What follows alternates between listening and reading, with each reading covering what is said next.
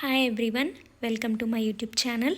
ఈరోజు మా వారు తీసుకొచ్చిన సీతాఫలం మక్కబెట్టి అవి మక్కిన తర్వాత మా బాబుకి సీతాఫలం గుజ్జైతే పెడుతున్నాను.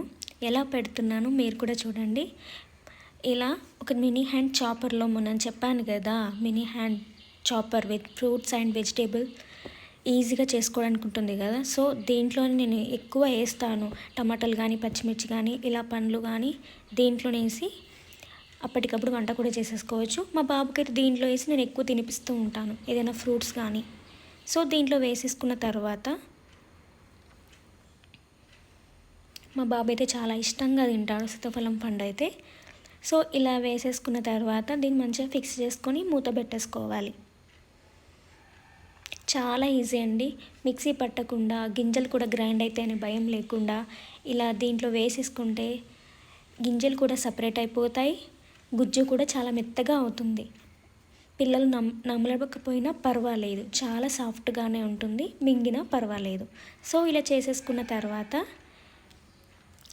రఫ్గా ఒక 5 మినిట్స్ అంటే సరిపోతుంది అంతే. ఇలా 5 మినిట్స్ తర్వాత చూడండి గింజలు ఎంత చక్కగా సపరేట్ అయిపోయాయో.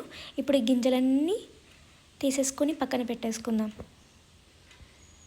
ఈజీ అండి, ఏమీ లేదు. మన పిల్లలకి ఈ సీజన్లో తినిపించే పండ్లన్నీ తినిపించేస్తున్నాను మా బాబుకి.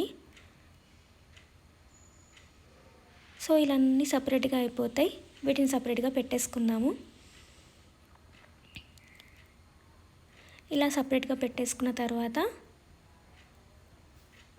మా బాబుకి అయితే తినిపిస్తున్నాను, చూసేయండి మీరు కూడా. వాడు ఏది పెట్టినా తింటాడు, వాడికి ఇష్టమైనది బాగా తింటాడు, ఇష్టం లేకపోతే తినడు.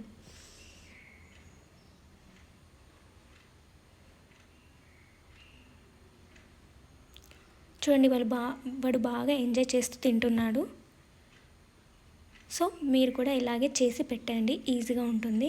మిక్సీ పట్టకుండా ఇలా చేత్తోనే గింజలు సపరేట్ అవుతూ వాటిని పక్కకు తీస్తూ పిల్లలకి తినిపించేస్తే మనకు కూడా భయము ఉండకుండా ఉంటుంది. ఈరోజు ఇదేనండి నా వీడియో. మీకు నచ్చినట్లయితే లైక్ చేయండి, సబ్స్క్రైబ్ చేసుకోండి, షేర్ చేయండి, కామెంట్ చేయండి.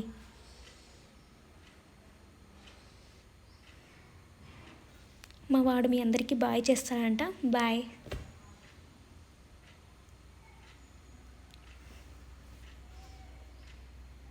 Bye, thanks for watching.